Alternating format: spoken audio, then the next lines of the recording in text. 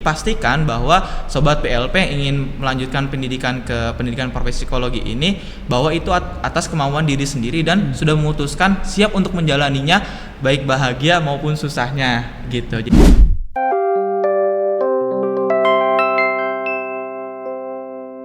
Halo Sobat PLP, selamat datang di podcast Biro Layanan Psikologi Universitas Mercubuana Yogyakarta. Pada kesempatan kali ini kita akan mendengarkan cerita-cerita menarik dari kakak-kakak kita yang ada di Universitas Mercubuana Yogyakarta. Tentunya pada kesempatan kali ini kita akan mengusung tema terkait dengan kehidupan mahasiswa profesi psikologi. Seperti apa sih? Nanti kita akan bercerita mengenai kehidupan mahasiswa profesi psikologi. Baik, nah, hari ini kita akan mendatangkan dua narasumber yang sangat luar biasa, yaitu ada Kak Gita dan ada Kak Hilmi. Gimana nih kabarnya Kak Gita dan Kak Hilmi? Alhamdulillah baik. Syukur baik sih hari ini, Baik sehat ya. juga. Baik secara fisik dan juga mentalnya. Mental. Oke. Nah, mungkin sebelumnya kita akan berkenalan dengan kakak-kakak kita yang sangat luar biasa ini. Mungkin bisa diperkenalkan nama, tempat, dan kuliahnya dulu di mana sih Kak? Mungkin dari Kak Hilmi terlebih dahulu. Oke, halo Sobat BLP, perkenalkan saya Hilmi Lutfi, dipanggil Hilmi. Dulu saya S1 di Psikologi, Fakultas Psikologi Universitas Islam Negeri Sunan Gunung Jati Bandung atau UIN Bandung. Saya lulus tahun 2022. Dari Kak Gita? Halo Sobat BLP, perkenalkan nama aku Gita. Aku berasal dari Bali. Kemudian aku S1-nya dulu psikologi di Universitas Gadjayana Malang. Kasih. Oke, tadi sudah tahu ya background dari narasumber kita dari jauh-jauh sekali, ada dari Malang, ada dari Bandung, seperti itu ya. Dan kuliah di profesi psikologi Universitas Mercubuana Yogyakarta. Nah, maka dari itu mungkin bisa diceritakan Kak Hilmi dan Kak Gita kenapa memilih UMBY untuk kuliah pendidikan profesi psikologi. Silakan mungkin dari Kak Gita terlebih dahulu. Oke, jadi kenapa aku milih kuliah di UMBY? Karena yang pertama aku pengen kuliah di Jogja. Nah, kemudian sedikit cerita juga. Jadi aku kan juga lulusan tahun 2022. Nah, pada tahun itu aku juga pengen langsung lanjutkan. Nah, sayangnya pada saat itu Mapro ya tutup gitu. Jadi memang sudah ditutup di seluruh Indonesia. Nah, karena nggak ada program profesi yang buka, jadi aku lanjut kerja dulu. Nah, setelah 1 tahun kemudian HIMSI mengeluarkan undang-undang bahwasanya pendidikan profesi sudah bisa mulai dibuka. Nah, pas banget tuh aku dapat info dari HIMSI pusat. Nah, yang mengatakan bahwa UMBY ini juga membuka program profesi, dan plusnya lagi tidak hanya menerima dari alumni universitas sebelumnya, tetapi juga bisa diikuti oleh alumni-alumni dari universitas lain. Jadi gitu, aku daftar di UMBY dan aku terima. Oke, baik, mungkin dari Kak Hilmi. Oke, kalau saya agak sedikit berbeda ya dengan Kak Gita. Kalau saya ada 2 faktor. Yang pertama karena saya mendengar di luar sana ketika saya bekerja dulu gitu ya, dan ada beberapa alumni yang mengatakan bahwa katanya di UMBY ini memiliki kualitas tenaga pengajar, dosen yang sangat mumpuni gitu di bidangnya. Lalu yang kedua terkait dengan fasilitas, di UMBY ini memiliki fasilitas penunjang akademik yang sangat bagus sekali. Contohnya ketika kita di sini, nah teman-teman, kita di sini sekarang di kelas pendidikan profesi ya. Di sini kita dibekali atau mendapatkan fasilitas. Yang pertama ada smart TV seperti di belakang, lalu juga ada kursi gitu ya, kursi santai seperti ini. Jadi ketika kita sedang ingin mengerjakan tugas atau sedang santai, kita bisa di kursi ini gitu ya. Atau kita kadang hiburan gitu ya, hiburannya dengan menonton film. Betul, bisa karaoke juga kalau karaoke lagi gabut. juga seperti itu. Jadi memang sangat seimbang sekali di sini di Mercubuana ini. Ketika kita sedang stres perkuliahan gitu, kita mendapatkan fasilitas yang bisa meredam stres tersebut, atau penunjang-penunjang lainnya yang menunjang kita untuk menjadi seorang profesional di bidang psikologi. Seperti itu alasan saya memilih UMBY. Oke, baik. Jadi penjelasan terkait dengan fasilitas UMBY sangat luar biasa ya Sobat BLP. Jadi ada smart TV, ada kursi santai gitu ya Kak ya. Jadi membuat mahasiswa menjadi lebih nyaman seperti itu ya Kak ya, dan nanti kedepannya lebih baik lagi dalam menerima materi-materi yang ada. Benar. Seperti itu ya Kak ya. Oke, mungkin bisa ceritakan sebelumnya untuk Kak Gita, perjalanan Kak Gita sampai menuju kelas profesi psikologi ini seperti apa? Oke, jadi kurang lebih sama yang seperti aku bilang ya sebelumnya, aku lulus di tahun 2022, kemudian mau melanjutkan tapi pada saat itu Mapro sudah ditutup. Jadi Mapro itu adalah magister profesi ya. Nah, terus abis itu aku kerja di Yayasan Anak Unik, di mana yayasan tersebut berkecimpung dengan anak berkebutuhan khusus. Nah, gitu kurang lebih aku kerja sampai akhir tahun 2023 ya. Nah, aku mendapat info nih dari HIMSI Pusat kalau UMBY ini buka untuk profesi ya, dan sangat poin plus-plusnya banget bisa menerima dari alumni luar UMBY. Nah, itu sangat luar biasa banget. Nah, jadi di situ ada dukungan juga dari ibuku dan juga orang-orang terdekatku. Jadi aku ikut tesnya untuk gelombang 1 dan aku bersyukur banget aku keterima dan akhirnya aku ada di sini. Oke, selain dari Kak Ilmi. Oke, kalau dari saya sih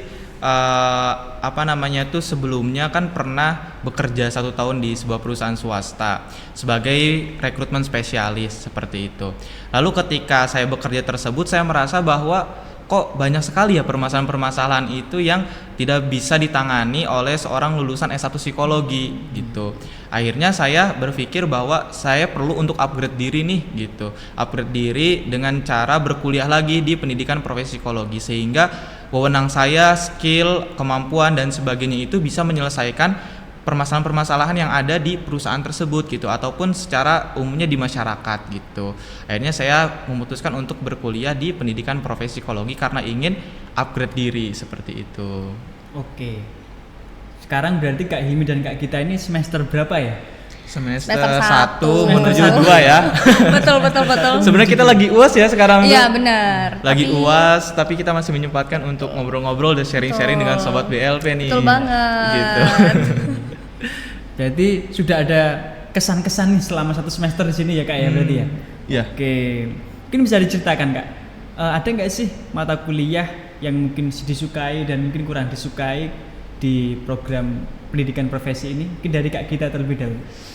Oke, kalau aku sih yang menyenangkan itu banyak banget, dan aku bisa bilang kalau semua mata kuliah yang disajikan di profesi ini sangat-sangat menyenangkan karena tidak hanya dari konseptual, jadi kita juga langsung ketemu sama kliennya.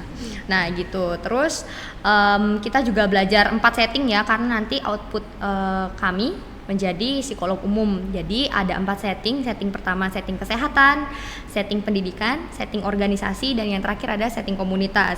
Itu sih, jadi di tiap-tiap settingnya selalu ada yang membuat kita menjadi lebih kayaknya makin seru nih kalau kita makin kulik ya. Nah, itu yang aku suka ya, karena ada aja hal-hal yang menarik yang bisa kita kupas.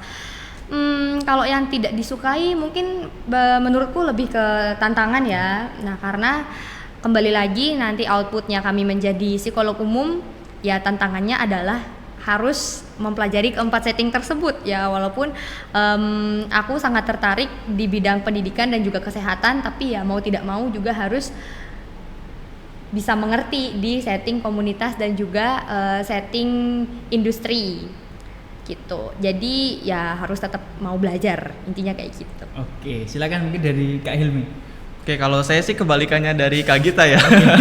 Iya, kalau Kak Gita kan sukanya di klinis ya. Kalau saya mungkin lebih sukanya di bidang industri karena memang pengalaman saya di industri. Jadi kalau misalkan mata kuliah yang disukai, sepertinya semuanya memang disukai ya, karena ini lebih general gitu. Lebih general dibandingkan dulu ketika S1.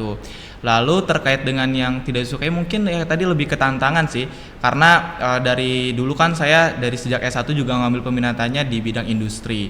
Lalu sekarang di pendidikan profesi ini belajar semua 4 setting. Tentunya membuat saya itu harus belajar lebih ekstra ya, yang dimana dulu saya ketika mata kuliah psikologi klinis, pendidikan dan sebagainya tidak terlalu mendalami gitu. Ketika di profesi harus mendalami semua. Makanya saya belajar bareng teman-teman gitu kan, untuk lebih seimbang gitu ya, agar pengetahuan saya juga sama dengan teman-teman atau upgrade pengetahuan diri di bidang lainnya, tidak hanya di industri saja, seperti itu. Oke, berarti narasumber kita ini sangat luar biasa sekali ya, dari background ada dari PIO, dari kesehatan gitu ya.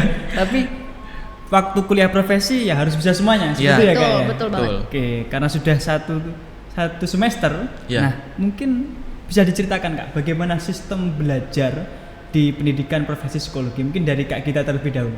Oke, dan jadi sistem belajarnya itu di awal kita masuk ke pengayaan ya, kurang lebih selama 1 bulan. Jadi di situ kami sama-sama mempersatukan persepsi kita gitu. Nah, berhubung orang-orang yang masuk di profesi ini nggak hanya fresh graduate ya, karena ada juga yang udah lulusan tahun lumayan lama gitu, ada yang lebih senior dari kami, kemudian ada yang juga yang masih fresh graduate. Jadi kayak kita di situ recall memori lagi tentang materi-materi di S1 dan kita menyamakan persepsi itu di awal. Nah, setelah itu kita masuk ke semester 1. Nah, mulai tuh banyak banyak praktikumnya, terus banyak juga tugasnya, banyak role play-nya juga. Tapi menyenangkan kok. Oke, dari Kak Hilmi mungkin. Oke, karena kita di sini namanya adalah pendidikan profesi psikologi, di mana tujuannya untuk mencetak para profesional di bidang psikologi, yaitu psikolog ya. Jadi kita lebih banyak prakteknya gitu. Misalkan mata kuliah asesmen psikologi itu berapa SKS seperti itu.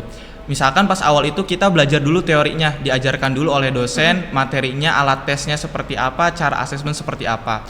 Selanjutnya di SKS selanjutnya itu kita diminta untuk praktek langsung ataupun role play. Jadi kita mencari klien ataupun kita role play terkait dengan materi yang telah diajarkan tersebut.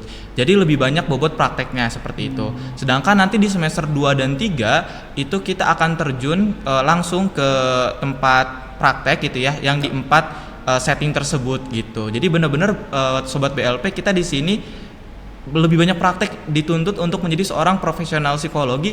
Gimana sih ketika nanti kita sudah kerja, ini adalah latihannya di sini di pendidikan profesi psikologi ini. Oke, baik.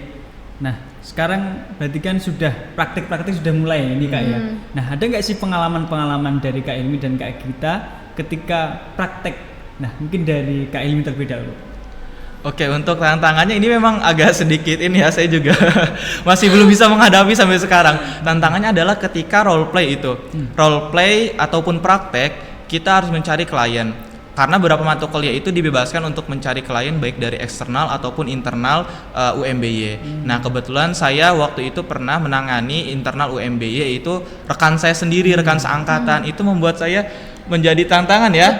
Betul, karena kita setiap hari bertemu, ngobrol dengan mereka, tiba-tiba diminta untuk melakukan asesmen atau intervensi seperti itu. Tentunya sebagai salah satu atau calon profesional bidang psikologi, kita harus bersikap profesional. Walaupun dia adalah teman kita harus tetap bisa melakukan asesmen dan intervensi. Tidak boleh ada disangkut pautkan gitu. Oh, dia teman kita nih, kita harus berlakunya seperti ini, ataupun oh, saya tidak suka dengan orang ini nih, berarti saya memperlakukan seperti ini. Enggak, karena kita sebagai calon profesional di psikologi, kita harus bisa menanganinya sama rata gitu ya, ataupun ya sebagai seorang profesional aja gitu. Nah, itu tantangan buat saya. Memang belum bisa seperti itu karena teman sendiri gitu ngobrol. Itu sih mungkin tantangan ketika saya belajar di pendidikan profesi ini. Oke, mungkin dari Kak Gita bisa diceritakan Kak. Kalau menurut aku kurang lebih sama juga ya sama Hilmi, tantangannya kalau kita sedang role play ya, terutama di dalam kelas gitu kan, kayak ngelihat tingkah-tingkah teman kita juga kayak kok gitu ya.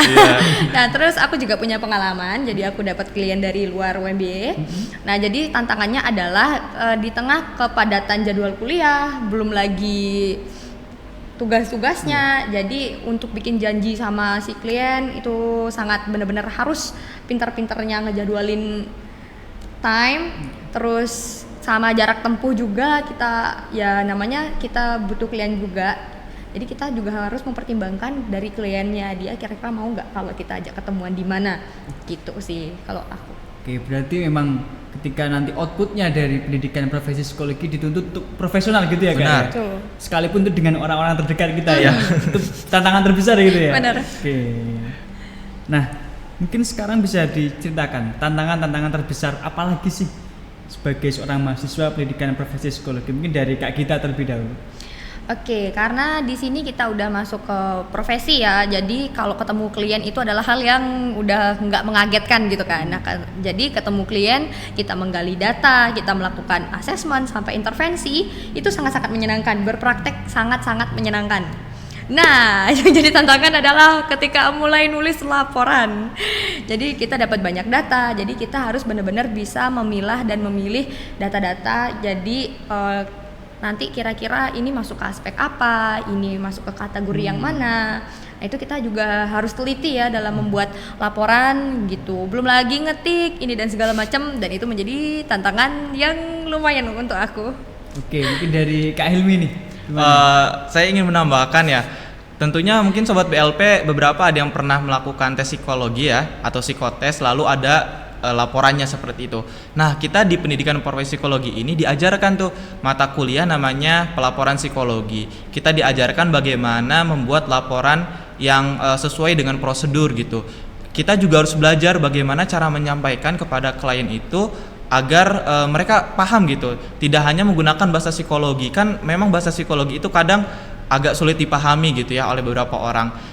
Kita sebagai psikolog itu harus bisa menyampaikannya bagaimana dipahami oleh semuanya gitu.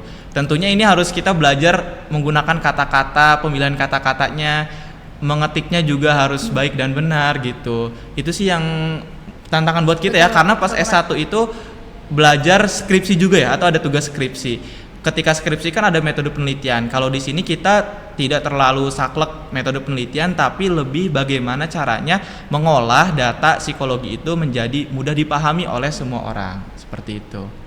Nah, dari sini mungkin Sobat BLP sudah tergambarkan ya gimana kesibukan dari kelas pendidikan profesi psikologi ya, seperti itu. Nah, sekarang saya tanya untuk Kak Gita, gimana sih caranya menyeimbangkan antara kegiatan belajar, organisasi, dan kehidupan pribadi? Itu gimana? Silakan Kak Gita. Kalau dari aku sendiri sih ya, aku selalu membuat skala prioritas yang biasanya aku bikin to do list gitu kan. Jadi sebelum tidur aku selalu ambil kertas, terus aku catat nih. Jadi to do list yang paling urgent sampai yang kayaknya bisa aku kerjain nanti gitu. Kelihatan banget ya T dan J-nya ini kenceng banget. Tapi itu sangat berguna banget, serius itu sangat berguna banget buat aku untuk memanajemen waktu. Oke, mungkin dari Kak Hilmi. Kalau saya kebalikannya, kalau saya itu orangnya fleksibel. Kalau tadi Kak Gita itu tipenya adalah orang yang harus list gitu ya. Kalau saya itu lebih fleksibel. Misalkan Senin sampai Jumat itu kan kuliah gitu. Nah, setelah kuliah itu kadang Sabtu Minggu saya ada kegiatan lain, misalkan volunteer atau enggak part time dan sebagainya gitu. Nah, itu saya biasa dadakan tuh. Misalkan lihat info di Instagram, scroll info gitu. Wah, ada tempat yang menarik nih. Lagi bosan kuliah gitu. Ya udah, ada tempat menarik langsung gas aja gitu. Jadi nggak harus di list itu. Mungkin memang ya itu tipe saya gitu.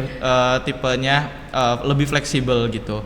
Jadi kita ya harus pandai-pandai aja. Kalau kita sudah sering atau kita tahu dengan kepribadian kita tidak akan kesulitan gitu. Betul Bagaimanapun kepribadian kita kan ya, itu tidak ada yang baik ataupun tidak ada yang salah. Betul. Misalkan saya tadi fleksibel, orangnya fleksibel nih, tidak di list, berarti kepribadiannya buruk, tidak. Tapi karena memang kepribadian kita seperti itu, tinggal bagaimana kita mengelolanya dengan baik, menunjang kehidupan kita sehari-hari seperti itu. Betul banget sahabat BLP. Oke, baik. Jadi Sobat BLP, dari narasumber kita yang luar biasa ini kita tahu dua kepribadian yang berbeda, gitu ya Kak ya. Nah, berarti ada yang di list, ada yang spontan. Iya, gitu ya. betul. Nah, semakin menarik podcast kita pada kesempatan kali ini. Nah, sekarang mungkin dari Kak Hilmi, yang membuat Kak Hilmi tertarik untuk menjadi psikolog itu apa sih Kak? Seperti apa? Kalau dari saya melihat fenomena ketika saya bekerja dulu. Ketika saya bekerja dulu kan sebagai lulusan S1 psikologi, wewenangnya tidak terlalu banyak untuk melakukan asesmen ataupun intervensi gitu. Nah, pas saya kerja itu saya melihat banyak banget masalahnya itu, kayak misalkan work life balance gitu, atau enggak stres kerja, burnout dan sebagainya, yang tidak bisa ditangani oleh S1 psikologi. Lalu saya berpikir gimana ya caranya ya agar saya bisa menyelesaikan masalah ini dan kemampuan diri saya ini bisa upgrade gitu. Akhirnya saya memutuskan untuk menjadi seorang psikolog agar kemampuan saya lebih banyak lagi atau upgrade lagi, dan juga kewenangannya pun bisa lebih luas gitu. Tidak hanya di industri saja. Kebetulan kan sekarang psikolog umum ya, bisa lebih umum lagi, tidak hanya di industri tapi bisa menjangkau ke masyarakat secara umum gitu, dimanapun latar belakangnya psikolog bisa masuk ke situ. Itu tujuan saya untuk di pendidikan profesi psikologi ini. Oke, sekarang mungkin dari Kak Gita. Kalau aku sendiri sih, kalau kita ingat-ingat lagi ya, ini sebenarnya berangkat dari aku SMA. Jadi dari situ aku udah mulai tertarik dengan dunia kesehatan ya. Nah, terus di dekat rumahku juga itu ada Yayasan Anak Unik yang dipenuhi dengan anak-anak istimewa juga. Jadi dari situ ya aku ada panggilan hati ya untuk join di situ. Jadi awalnya aku sering jadi volunteer. Nah terus abis itu selama lama-lama aku pikir ada dukungan juga dari keluarga aku. Jadi aku terjun di dunia psikologi dan lama-lama aku ngerasa aku menemukan passionku di situ. Dan juga aku ingin mengupgrade diri ya, benar juga kata Hilmi tadi, karena kalau di S1 kayaknya masih kurang ya, jauh dari kata cukup pelajaran-pelajarannya. Terus ya kompetensiku juga harus ditingkatkan gitu ya, bukan berarti nggak punya kompetensi tapi aku butuh yang lebih gitu kan. Namanya juga manusia ya, nggak pernah cukup ya gitu. Terus aku juga sangat tertarik ya dengan manusia, karena ya manusia itu semuanya unik gitu. Jadi aku ya udah masuk aja dunia psikologi. Iya, karena kita pengen upgrade ya, intinya kebermanfaatan kita tuh tidak hanya untuk diri kita tapi lebih luas lagi, kita harus upgrade ilmunya gitu. Betul. Karena kepribadian manusia tadi unik gitu. Benar. Ya Kak Gita dan saya juga kan beda ya kepribadiannya ya. Benar, itu kita pelajari juga tuh di psikologi gitu. Nanti sebagai psikolog kita bisa tahu nih banyak kepribadian orang gitu. Oke, berarti nanti kan output dari Kak Gita dan Kak Ilmi kan menjadi seorang psikolog ya. Nah, seperti apa sih gambaran kualitas dari seorang psikolog nanti ke depannya menurut Kak Gita dan Kak Ilmi itu seperti apa? Mungkin dari Kak Gita terlebih dahulu. Kompetensinya. Oke. Jadi menurut aku ada 3 kompetensi yang paling utama kalau kamu mau jadi seorang psikolog. Yang pertama adalah kamu harus punya empati. Terus yang kedua, kamu juga harus memiliki skill komunikasi yang baik. Dan yang terakhir adalah harus tetap berpraktik di jalur hijau. Dalam tanda kutip, kalian harus mengikuti prosedur dari intervensi yang benar-benar sesuai dengan kode etik ya. Gitu. Karena ya percuma aja kalau kita intervensinya bagus, pendekatannya bagus, tapi kita nggak bisa mensejahterakan klien kita, kayak gitu. Mungkin dari Kak Hilmi? Saya menambahkan ada satu kompetensi lagi yang harus dimiliki oleh kita ya sebagai calon psikolog gitu, yaitu kompetensi pengolahan bahasa atau kemampuan bahasa ya. Itu sangat penting sekali menurut saya, karena saya baru merasakan sekarang gitu ya. Mungkin teman-teman pernah dengar ya kalau psikolog itu katanya tanda kutip jualan kata-kata gitu. Dalam artian kita harus bisa, sesuai yang saya sampaikan di awal, kita harus bisa menyampaikan nih gimana caranya. Misalkan ada seorang klien datang nih, dia tidak mau berkata banyak gitu atau diem gitu. Nah kita harus bisa nih mengajukan pertanyaan-pertanyaan yang membuat dia itu ingin bicara gitu atau menceritakan keadaan dia yang sebenarnya. Selain kita menggali data, kita juga harus melaporkan data tersebut gitu ya. Kayak tadi bagaimana caranya hasil pemeriksaan psikologi ini bisa dipahami oleh orang banyak secara umum dengan bahasa yang simple, namun maksudnya itu tersampaikan gitu. Jadi ya itu sih kemampuan bahasa perlu sekali sebagai kita calon psikolog ya. Bener banget. Baik, sekarang mungkin dari Kak Gita. Gambaran tentang dunia kerja seorang psikolog itu halus nanti seperti apa ya gambaran Kak Gita? Kalau menurut aku kan nanti kita outputnya menjadi psikolog umum ya, jadi sangat luas banget untuk prospek kerjanya, karena kita kan mempelajari 4 setting nih. Kita bisa ambil di setting pendidikan, kesehatan, kemudian komunitas dan juga perusahaan. Jadi sangat-sangat terbuka banget gitu. Mungkin dari Kak Hilmi? Ya, kalau untuk prospek kerjanya apa ya, di mana ada manusia dibutuhkan ilmu psikologi. Bener. Apalagi kita sebagai psikolog tentunya ilmu kita lebih harusnya kita lebih upgrade diri gitu. Harus kemampuannya lebih kapasitas diri kita harusnya lebih banyak mengerti tentang ilmu perilaku ini atau psikologi ini. Ketika nanti kita sebagai seorang psikolog terjun di berbagai setting seperti itu, tidak lupa kita juga harus upgrade diri. Walaupun kita di 4 setting tadi kita memahami semuanya gitu, kita juga harus mengupgrade diri gitu. jangan sampai kita puas dengan diri kita sendiri di dunia kerja. Misalkan tadi saya di industri, walaupun saya di industri karena saya sebagai psikolog umum, saya jangan sampai melupakan 3 setting tempat lainnya gitu. Justru dengan 3 setting lainnya ini kita harus lebih belajar lagi gitu, agar kita paham. Siapa tahu memang di industri nanti itu berhubungan dengan kesehatan. Misalkan ada seorang yang dia mengalami stres, itu kan termasuk kesehatan juga, tapi stresnya itu di tempat kerja. Nah itu kan saling berhubungan seperti itu. Jadi itulah fungsinya psikolog umum, kita bisa masuk kemana aja gitu. Oke, baik. Berarti Kak Hilmi dan Kak Gita ini kan nanti menjadi seorang calon psikolog ya kedepannya Kak ya. Nah sekarang yang ingin saya tanyakan adalah apa spesialisasi dari Kak Hilmi? Nanti kedepannya itu ingin spesialisasi apa sih? Seperti itu. Ya, kalau psikolog umum kan memang tadi sebagai psikolog umum ya, belajar semua seperti itu. Namun saya kalau untuk kedepannya saya juga pengen ngambil nanti spesialis ataupun lebih banyak berkarir di bidang industri gitu. Karena tentunya latar belakang saya kan pengalaman di industri gitu. Kenapa saya ingin di industri? Banyak sekali permasalahan-permasalahan seperti work-life balance, burnout dan sebagainya yang membutuhkan psikolog di industri gitu. Itu yang membuat saya tertarik gitu. Bukan berarti di bidang lain itu tidak menarik buat saya, tapi memang menurut saya yang sesuai kapasitas diri saya adalah di industri gitu. Dari Kak Gita mungkin yang diinginkan spesialisasinya apa sih? Kalau aku sangat-sangat tertarik di bidang kesehatan ya, karena menurutku semakin diulik ya semakin banyak hal yang nggak kita ketahui dan semakin banyak misterinya gitu. Jadi kayak makin penasaran aja gitu kan, pasti tertantang untuk menyelami dunia itu. Berarti kita beda-beda banget ya. Bener, tapi kita harus menjaga relasi ya. Siapa tahu nanti aku dapat klien, aku bisa merekomendasinya. Iya, karena sesuai dengan kemampuannya mungkin Kak Gita, kemampuannya itu bisa menghadapi orang-orang dengan permasalahan kayak misalkan depresi dan sebagainya gitu ya. Kalau saya jujur kurang bisa menghadapi kasus-kasus di kesehatan. Saya merasa kapasitas diri saya itu lebih mampu untuk di bidang industri gitu. Saya juga kebalikannya kok teman-teman sobat BLP. Tapi tetap kita harus belajar juga. Iya, belajar semuanya gitu.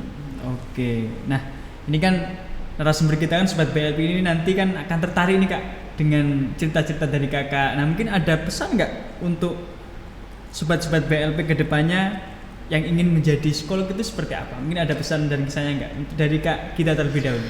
Oke, kalau aku punya satu pesan. Jadi aku pernah dengar kalau orang-orang tuh bilang, kamu nanti kalau jadi psikolog itu harus pintar ya. Kalau jadi psikolog itu harus punya IQ di atas rata-rata. No, itu salah. Jangan kamu percaya sama kata-kata itu. Jadi kalau kamu pengen jadi psikolog, ya kamu harus memiliki 3 kompetensi yang tadi aku bilang. Nah di samping itu, kalau kamu mau jadi psikolog, kuncinya 1, kamu mau belajar terus menerus, dan kamu harus mau memperkaya diri gitu sih. Jadi nggak ada yang namanya kalau jadi psikolog itu harus punya IQ di atas rata-rata. Mungkin dari Kak Hilmi. Oke, kalau dari saya sih sebagai psikolog tentunya kan kita namanya ilmu manusia gitu ya, ilmu yang mengkaji tentang perilaku manusia seperti itu. Kita harus yang pertama yang kita miliki adalah kemampuan dasar kita untuk merasa bahwa diri kita itu sama seperti dia. Kayak gitu. Misalkan ada teman kita yang bukan teman, mungkin klien yang dia merasa kesusahan untuk menjalani hidupnya, kayak stres, depresi dan sebagainya. Kita juga jangan hanya melihat dari sisi kita aja atau perspektif kita. Oh, kenapa sih misalkan ada orang yang putus cinta? Dia putus cinta aja kok sampai stres kayak gitu. Nah, itu kan sebagai psikolog kita harus bersikap profesional dan kita harus memposisikan diri kita sebagai dia gitu. Oh, mungkin saja memang kemampuan dia untuk mengolah stresnya tidak seperti kita gitu. Itu kemampuan yang harus dimiliki awalnya sih dari sebagai psikolog. Kalau dari awal kita memang belum memiliki itu, ya kita asah dari sekarang seperti itu. Mungkin sobat BLP yang ingin jadi psikolog bisa disiapkan ini ya. Nah, selama 1 semester ini mungkin bisa diceritakan Kak Hilmi dan Kak Gita pengalaman paling berkesan selama menjadi mahasiswa profesi psikologi seperti apa? Mungkin dari Kak Gita terlebih dahulu. Pengalaman paling berkesan ya kurang lebih kita 6 bulan ya bareng-bareng ya sama kawan-kawan kita yang berjumlah 47. orang. Aku lebih ke karena kuliah ini kan juga padat ya, dari hari Senin sampai dari Jumat, dari jam 7:30 sampai jam 4 ya. Padahal kita sering ketemu. Terus di luar kelas juga kita juga sering ketemu dan itu kita nggak pernah bosen. Nah jadi kami juga beberapa kali sempat keluar bareng yang hampir seperempat teman-teman kelas. Jadi yang paling berkesan aku sih ada 2 ya. Jadi yang pertama itu, jadi malam itu kita nonton konser ya. Itu sampai larut malam banget.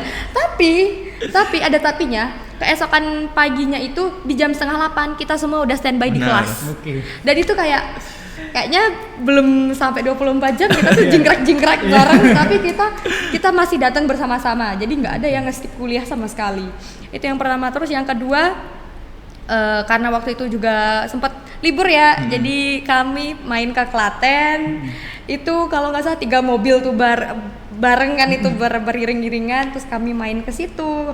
Kami spend waktu, padahal ya di dalam kelas kami juga bareng-bareng, tapi di luar kelas kami juga bareng, dan itu nggak pernah ada yang namanya bosen. Itu sih, itu aku sangat berkesan banget. Mungkin dari Kak Hilmi kesannya.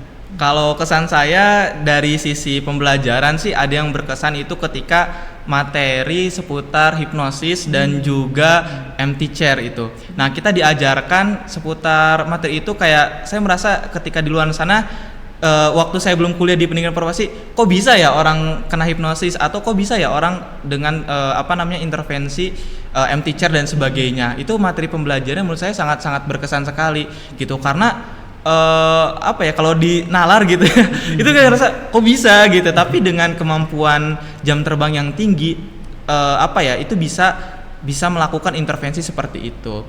Lalu kalau di luar perkuliahan yang paling berkesan ya tadi benar ya, konser itu tuh. Benar. Nah, itu seperempat anak kelas kita loh yang datang. Kebetulan itu momennya kita lagi padat-padatnya kuliah, lagi stres-stresnya ya, banyak tugas. Bener banget itu. Tapi kita tetap nekat nonton konser. Benar, gitu, ramean tuh. Malam ya, lagi. sampai larut malam sekali, dan banyak sekali teman-teman kita itu yang nonton konser juga ya, gitu. Dan paginya kita langsung kuliah lagi, terus kita jalan-jalan, bukber juga. Jadi ya menurut saya kita sangat kompak sekali ya. Iya, berkesan. Gak pernah bosan ya, iya. Padahal hari-hari juga ketemu kayak nggak ada bosan. Ya, walaupun umur kita beda-beda ya. Benar, ada yang sudah berumah tangga gitu, ada yang sudah memiliki anak, ada yang jomblo juga gitu.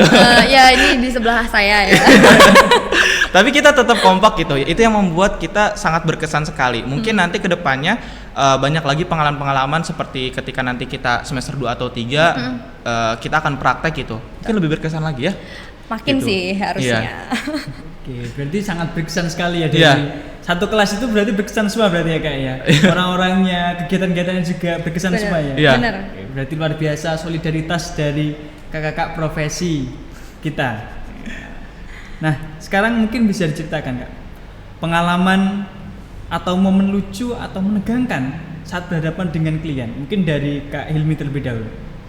Momen lucunya itu ketika saya menangani asesmen gitu ya, asesmen dengan rekan sekelas itu tuh, yang itu menurut saya lucu gitu. Yang awalnya kita ngobrolnya itu non formal gitu ya, kayak ngomong lu gua dan sebagainya gitu.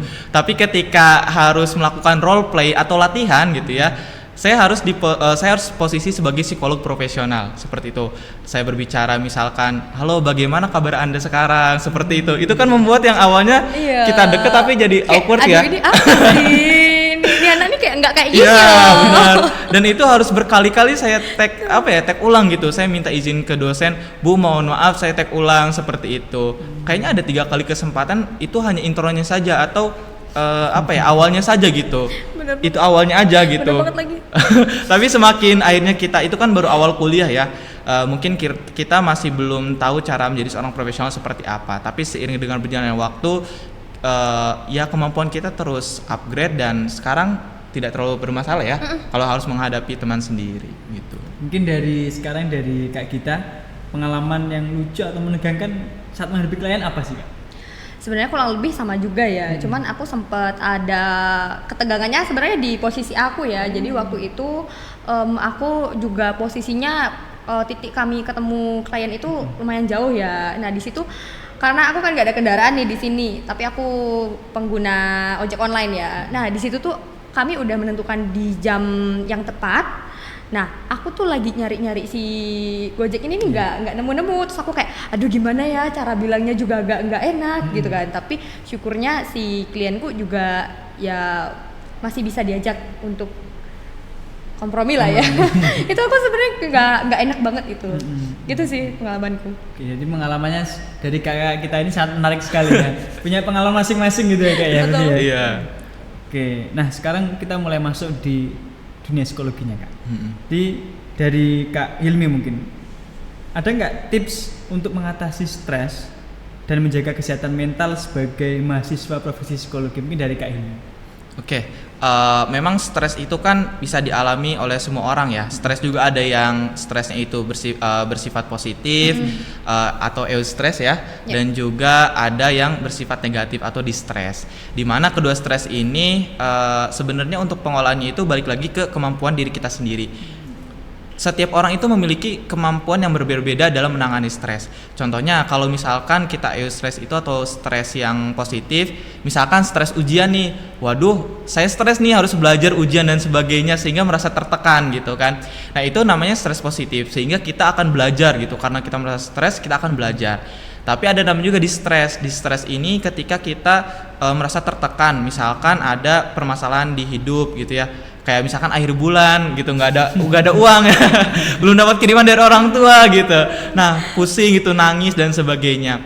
Untuk menghadapinya kembali lagi ke diri kita. Yang pertama yang harus kita kenali diri kita. Bagaimana sih diri kita, kepribadiannya seperti apa, kemampuan kita seperti apa. Ketika kita sudah mampu untuk mengetahui diri kita sendiri, kita akan tiba-tiba kayaknya harus seperti ini nih cara menghadapinya gitu. Kalau dari saya ketika menghadapi stres, yang saya utamakan adalah take a rest dulu. Kita istirahat dulu. Jangan dipaksakan untuk menghadapi permasalahan-permasalahan tersebut.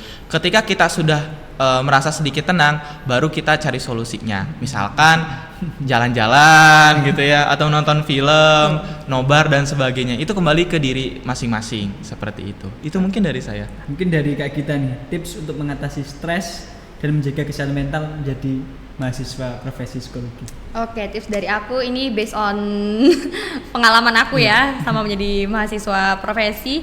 Jadi tidak menutup kemungkinan bahwa kita juga bisa stres.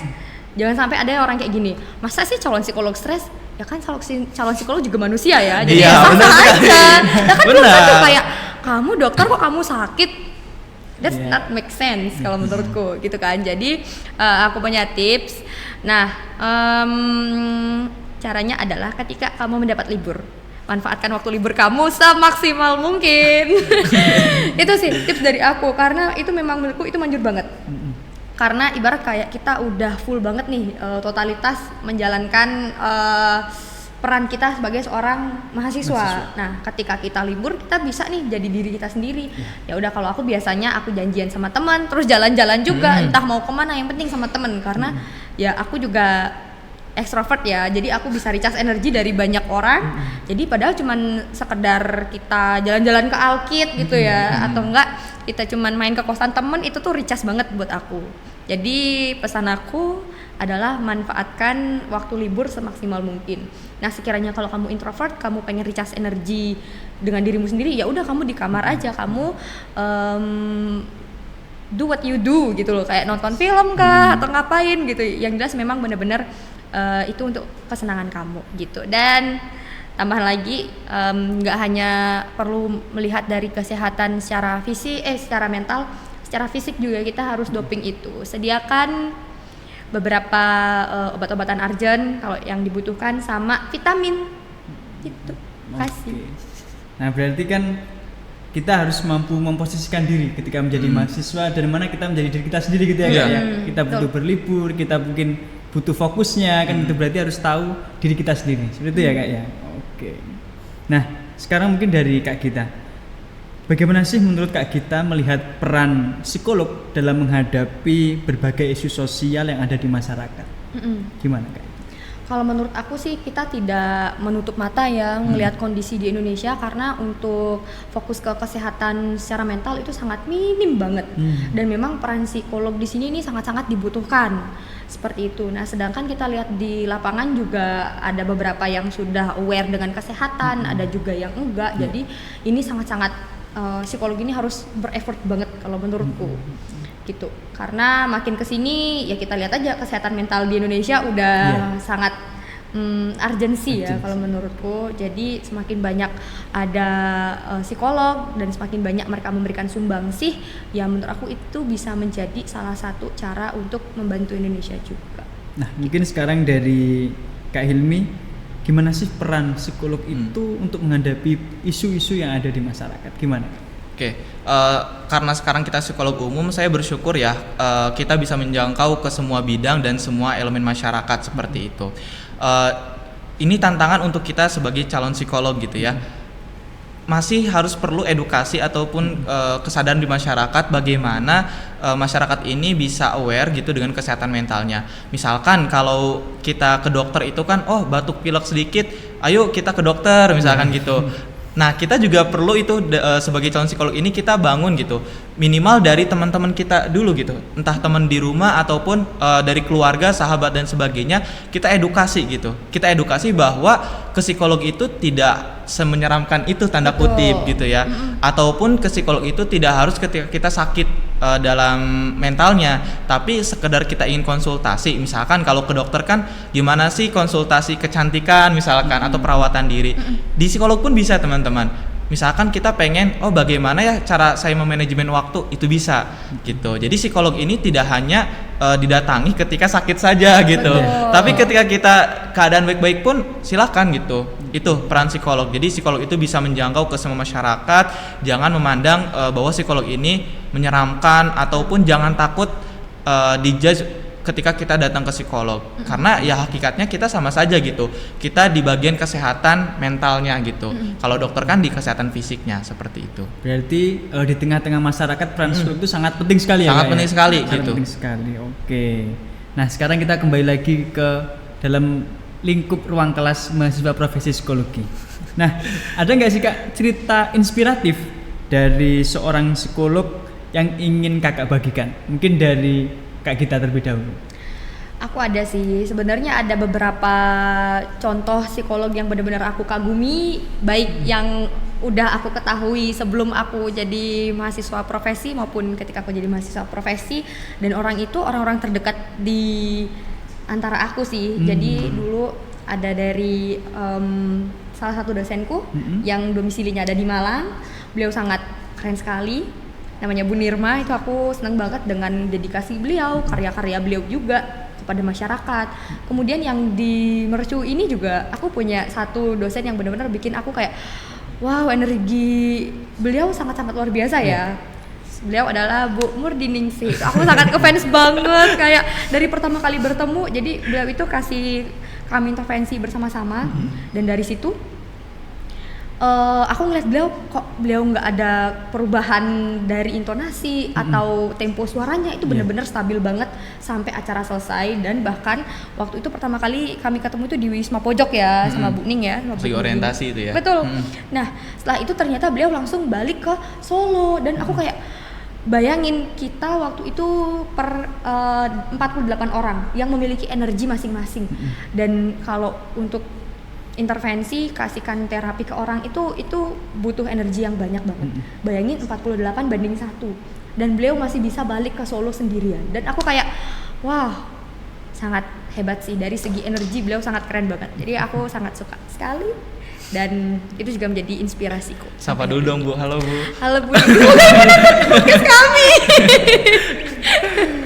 Oke, mungkin dari Kak Hilmi, ada nggak cerita inspiratif dari seorang psikolog yang ingin dibagikan?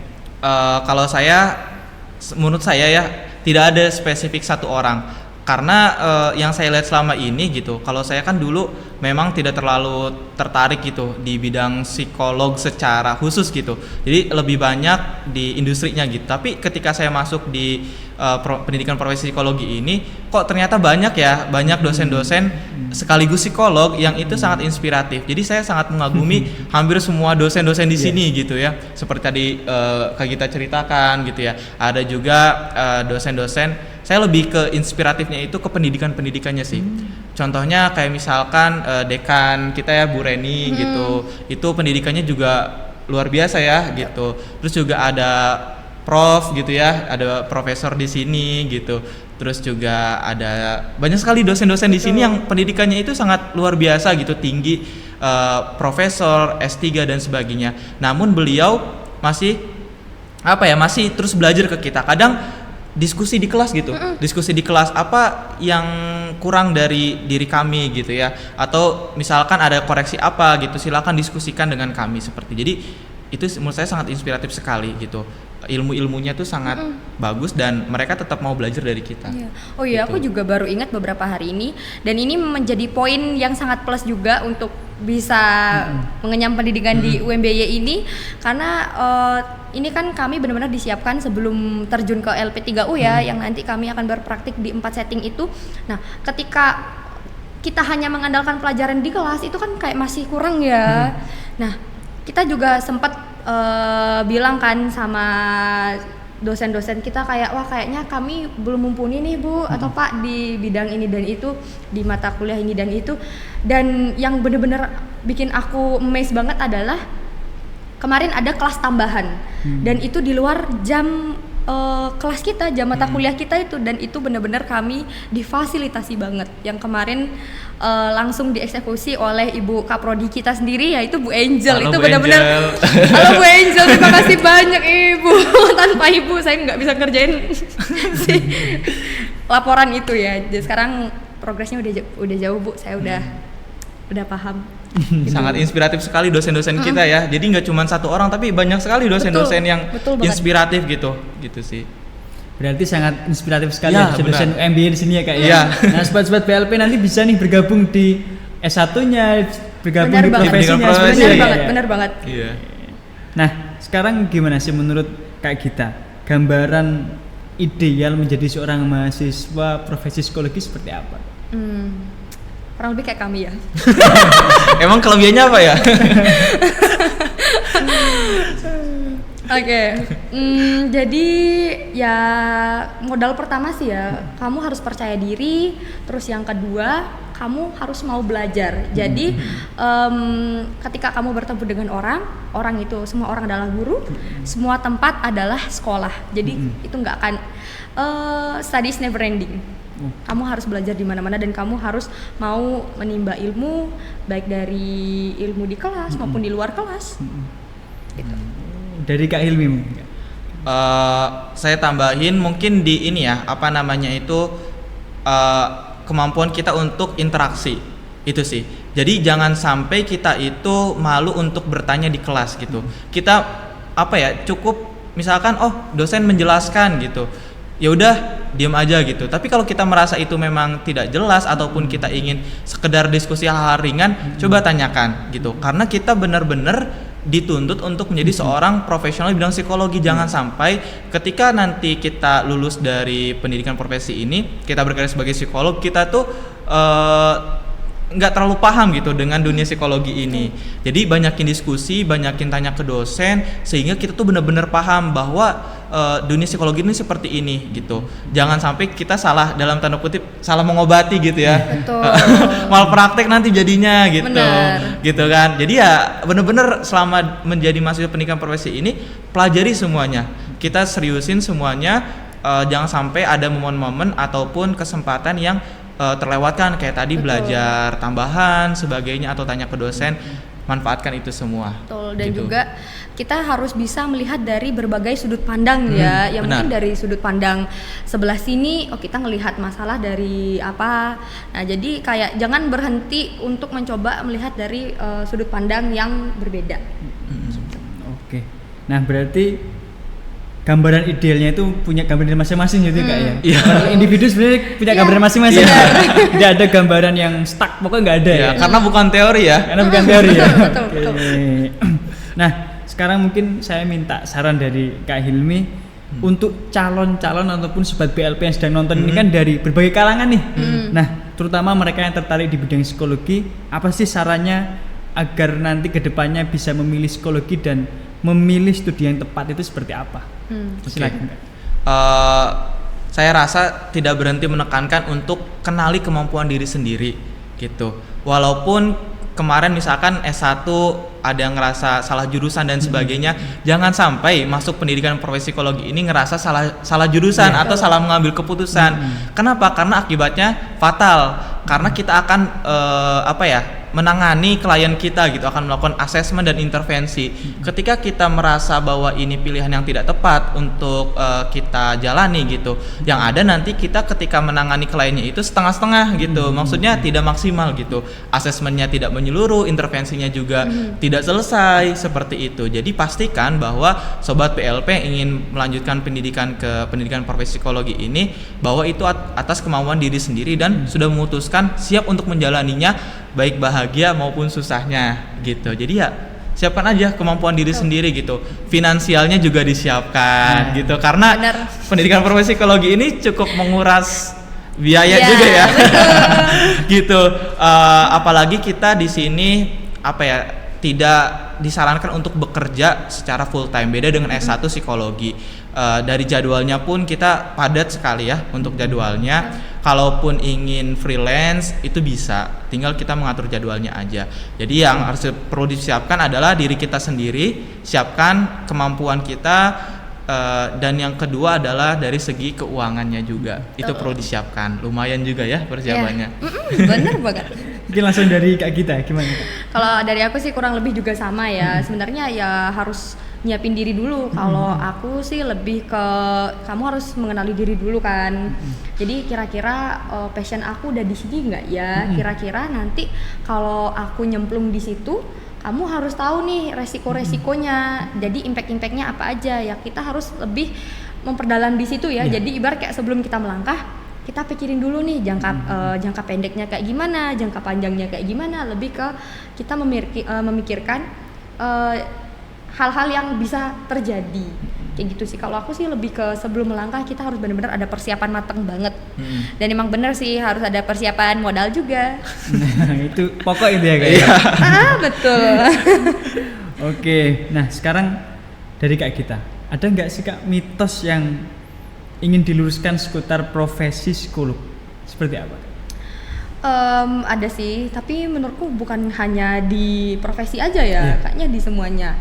Adalah psikolog itu tahu segalanya dan bisa baca pikiran. Itu salah sekali ya, apalagi kayak aku ketemu sama orang-orang, terus kalau nanya kamu jurusan apa? Aku jurusan psikologi gitu kan. Oh, baca dong karakter aku kayak gimana? Kamu tahu nggak aku lagi mikir apa?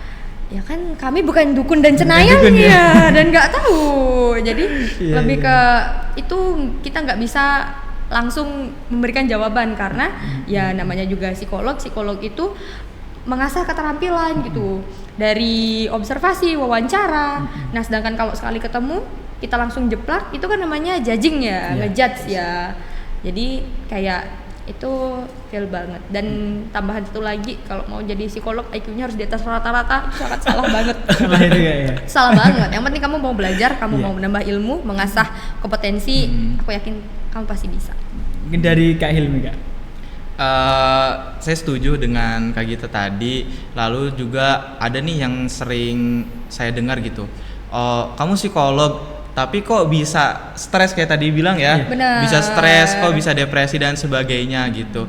Nah di Pemprov ini apapun latar belakang kita gitu, apapun permasalahan kita ya welcome gitu, kita terima gitu ya. Betul. Karena di sini ada dosen-dosen yang akan membantu kita gitu kan, terus juga ada teman-teman yang saling support gitu. Jadi di Pemprov ini kita benar-benar ditekankan kalau misalkan ada teman yang sedang bermasalah atau ada yang kesulitan gitu, kita bantu gitu. Karena beda dengan mohon maaf dengan Mapro sebelumnya yang itu kan kelulusannya itu berbeda-beda gitu ya, tergantung dia menyelesaikan tesis, laporan PKPP dan sebagainya. Kalau kita di Pemprov ini kita ditekankan untuk lulus bareng ya. Iya, betul. Karena nanti ada sumpah psikolog gitu ya. Misalkan kita lulus itu seangkatan 47, lulus juga 47. Jadi saling bahu membahu bagaimana caranya agar semuanya itu bisa sumpah profesi psikolog dalam waktu pembelajaran kita 1,5 tahun. Gitu. Jadi ya jangan takut bagi teman-teman atau sobat BLP yang merasa bahwa aku nanti kalau jadi psikolog atau mahasiswa Pemprov ini nggak boleh sakit ya dalam kesakit mental atau sebagainya. It's okay, tapi memang disarankan ketika kita akan menangani klien, kita harus sudah selesai dulu dengan diri kita sendiri. Gitu. Jangan sampai terbawa suasana ketika menghadapi klien kok jadi bad mood dan sebagainya. Selesaikan dulu permasalahan diri kita. Tapi bukan berarti kita tidak boleh tidak boleh stres, tidak boleh sebagainya gitu. Boleh-boleh aja, itu manusiawi. Betul. Tapi tinggal kita mengolah diri kita aja gitu. Berarti, nah sobat BLP tahu kan berarti psikolog itu juga manusia, gitu ya kak ya? Iya, Juga manusia, dan psikolog itu juga bukan dukun, gitu ya Iya, kak? benar. Karena harus ditekankan lagi, karena pendidikan ada metode-metode ya kak ya, ada teori-teori yang digunakan, bukan dukun asal jeplak, gitu ya Iya, kak ya? betul. Oke, nah sekarang gimana menurut Kak Hilmi dan Kak Gita melihat perkembangan dan prospek kedepannya menjadi seorang psikolog di Indonesia itu seperti apa? Mungkin dari Kak Gita terlebih dahulu. Kalau menurut aku sih di zaman sekarang ya, yang benar-benar urgensi banget untuk kesehatan mental itu sangat laku ya nanti, dan itu prospek kerjanya sangat luas, apalagi dengan sekarang yang posisinya output kami menjadi psikolog umum itu bisa masuk ke semua setting. Jadi itu sangat-sangat besar banget. Kemudian dari segi urgensinya juga kita sangat-sangat dibutuhkan banget tenaga-tenaga profesional. Ya jadi mau nunggu apa lagi? Ayo join ke Pemprov. Oke, dari Kak Hilmi mungkin. Kalau prospek kerjanya memang di sini tuh kita sebagai psikolog sangat timpang sekali kalau dibandingkan dengan jumlah penduduk Indonesia saat ini gitu. Jumlah psikolog hanya berapa, penduduk Indonesia ini ratusan juta orang ya. Sangat timpang sekali seperti itu. Apalagi sekarang di sosial media ini sangat banyak sekali tersebar gitu. Tidak tahu latar belakang dia mengenyam pendidikan psikologi itu seperti apa, tiba-tiba membuat alatnya sendiri atau membuat konsultasi sendiri gitu ya, atau coba cek kepribadian kamu. Kalau kepribadian kamu seperti ini berarti kamu orangnya gini, kalau kamu milih gambarnya singa berarti kamu kepribadian kayak gini. Itu banyak banget di internet. Dan orang-orang itu pada percaya loh. Misalkan ada, kalau kamu mimpi ketemu seseorang berarti kamu lagi kangen seseorang kayak gitu. Nah itu kan kita tidak tahu ya risetnya seperti apa, yang bikinnya siapa gitu. Itu aja banyak dipercaya oleh masyarakat. Apalagi kita sebagai psikolog gitu ya, kita harusnya lebih yakin bahwa prospek kita ke depannya itu akan diminati oleh masyarakat gitu ya. Semakin banyak sekali masyarakat kita yang butuh psikolog gitu. Jadi ya jangan takut untuk berkarir sebagai psikolog gitu sih. Oke, berarti sobat BLP juga nanti bisa memilih nih media-media mana yang benar-benar bereputasi dan benar-benar dapat dipercaya gitu ya kak ya. Nah jadi juga nanti kakaknya sebagai seorang psikolog juga ya gimana kalau kliennya aja lihat HP aja udah selesai gitu ya kak ya. Nah, Apa guna psikolog nantinya ke depannya gitu ya kak ya. Nah lanjut, gimana nih menurut kakak, apa yang bisa dilakukan untuk meningkatkan kesadaran masyarakat termasuk juga dengan kesehatan mental? Tadi juga bagaimana memilih media-media yang dipercaya, mungkin dari Kak Hilmi terlebih dahulu. Oke, untuk meningkatkan kesadaran mental ya di masyarakat ini, kita bisa mulai dengan orang-orang terdekat kita gitu. Kita edukasi orang-orang terdekat, entah dari orang tua ataupun keluarga, sahabat dan sebagainya. Jangan lupa kita peduli terhadap sesama gitu ya. Misalkan ada sahabat kita atau teman kita yang kok jadi beda dia, nah gitu. Nah kita harus lebih peduli gitu. Jangan sampai kita tidak mempedulikan gitu. Selain kita peduli gitu, kita juga bisa memanfaatkan media sosial kita, gitu ya. Apapun yang kita bisa buat, entah misalkan walaupun followers Instagram kita masih kecil gitu ya, masih sedikit gitu ya. Jangan lupa untuk terus edukasi masyarakat gitu, bahwa datang ke psikolog itu bisa oleh siapapun. Apapun keadaan kamu silakan datang ke psikolog gitu. Itu sangat membantu sekali. Jadi apapun yang kita bisa dari tenaga kita, dari sosial media kita manfaatkan semuanya gitu. Jangan merasa bahwa udah down duluan. Kita kalah nih sama orang-orang di salah satu platform gitu yang bukan latar psikologi tapi kok terkenal gitu. Nah, kita jangan mau kalah. Kita edukasi bahwa sebenarnya yang mampu untuk asesmen dan sebagainya psikolog gitu. Itu sih. Mungkin dari Kak Gita tambahan Kak? Kalau aku sih dari hal-hal kecil dulu ya, dengan cara ya kamu berani untuk bercerita, berani untuk speak up, karena itu sangat susah banget ya sekarang. Ya walaupun kamu berani speak up, tapi ya harus tahu juga medianya di mana, jangan tiba-tiba keluar-keluar sana sini yang memang kamu nggak akan diberi tanggapan gitu. Jadi dari hal-hal yang paling dasar dulu, kamu berani bercerita, kamu berani speak up, dan ke orang yang tepat. Contohnya apa? Contohnya ke psikolog. Jadi jangan pikir kalau kamu ke psikolog itu wah ini orang gila nih, wah ini orang stres. Enggak semua, bahkan orang yang butuh tempat cerita aja ya bisa loh ke psikolog gitu. Nah, Sobat BLP, sekarang kita udah mulai di penghujung podcast kita. Waduh, Kak. Nah, udah penghujung ya. Iya, dari nggak kerasa penghujung ya. nggak kerasa ya. Nah, ini ada pertanyaan yang menurut saya kunci karena banyak sekali orang yang mendaftar di pendidikan profesi ya Kak ya. Ada berapa ratus Kak mungkin? Ratusan ya? 200 kemarin pas Berapa angkatan ya? kita tuh 200 kalau nggak 200-an salah. ya, 200 tapi yang keterima cuman 48 ya. 48. Nah, berarti kan ada seleksinya sangat luar biasa berarti. Nah, mungkin bisa dibagikan Kak. Tips dan triknya untuk lolos menjadi mahasiswa profesi psikologi, mungkin dari Kak Gita terlebih dahulu. Kalau aku tips dan trik, yang pertama keluarkan semua buku-buku materi kamu ketika kamu S1, itu kembali lagi kamu ingat-ingat, kembali kamu baca-baca, kamu review. Itu yang pertama dari segi keilmuan. Dan yang kedua adalah silakan siapkan fisik, siapkan mental juga, siapkan modal juga itu.